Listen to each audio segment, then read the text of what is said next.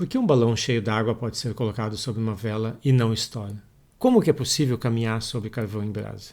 Para entender esses fenômenos, a gente precisa falar da capacidade térmica de um objeto e do calor específico de um material.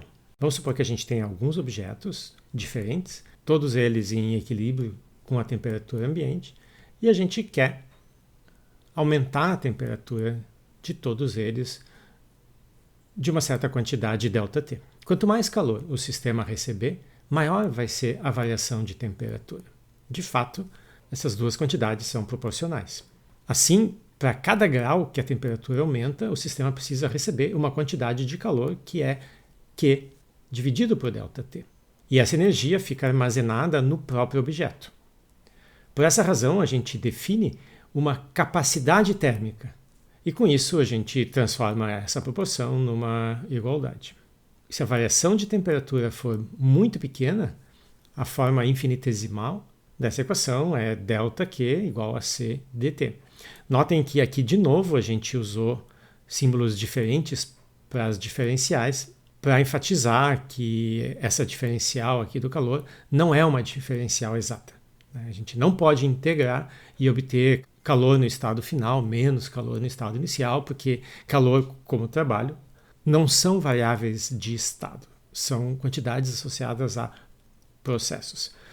Bom, se a gente quer então o calor total trocado num processo, a gente integra desde o estado inicial até o estado final. Integral é na temperatura, então aqui a gente coloca TI e TF. Em princípio, a capacidade térmica pode depender da temperatura em que se encontra o material. Se não depender, se for uma constante, a gente pode tirar a capacidade térmica da integral e a gente recai de novo nessa fórmula mais simples aqui. Mas a gente percebe que mesmo pegando objetos de mesma massa e dando a mesma quantidade de calor para cada um, a variação de temperatura que eles sofrem pode ser diferente. Ou seja, existe alguma propriedade intrínseca do material que responde de forma diferente ao calor que recebe. A capacidade térmica, então, como ela depende da massa do objeto, a gente precisa introduzir uma nova quantidade que seja, portanto, independente.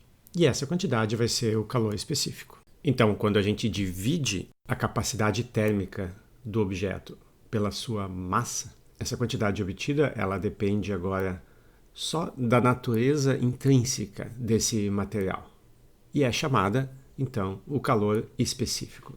Uma outra possibilidade é dividir não pela massa, mas pelo número de mols. Com isso a gente obtém o calor específico molar. De um modo geral, o calor específico ele também depende das condições em que o sistema se encontra enquanto ele recebe o calor.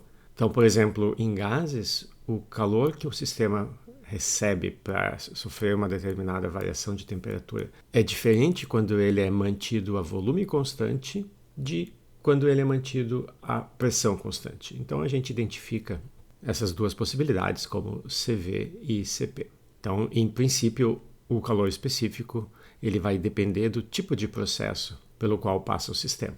Vamos pegar dois objetos, cada um deles tem 1 kg, mas os calores específicos são diferentes. Então, um tem um calor específico de 0,1 joule por quilograma por grau e o outro tem um calor específico de 1, 10 vezes maior, portanto, na mesma unidade.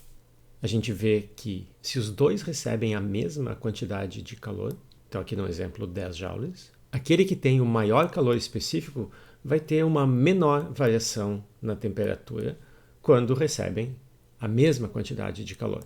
Outra maneira de ver é que a capacidade de armazenar energia por unidade de massa e de temperatura, ela aumenta com o valor do calor específico. Então, a mesma variação de temperatura, que pode ocorrer, por exemplo, entre o dia e a noite, vai corresponder a uma maior absorção de calor pelo objeto com um maior calor específico. Um exemplo de calor específico alto é a água.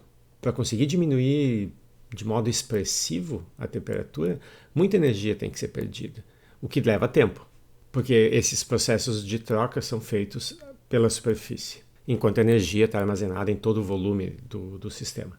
Então, quando a gente tem um grande volume de água perto de um lago, do mar, por exemplo, e, portanto, vai ter uma grande capacidade térmica, As variações de temperatura são bem mais suaves do que se a gente estiver em lugares com pouca umidade, né? Lugares bem secos, como em desertos. E essa mesma explicação, ela vale para um balão cheio d'água, que pode ser colocado, então, em cima da chama de uma vela, que ele demora bastante para estourar. Então, o que acontece ali é que a energia da chama ela é absorvida pela água e o aumento de temperatura vai ser lento. A água mais quente na parte de baixo do balão acaba subindo, a água lá em cima mais fria desce, esfriando a região do balão onde está a chama.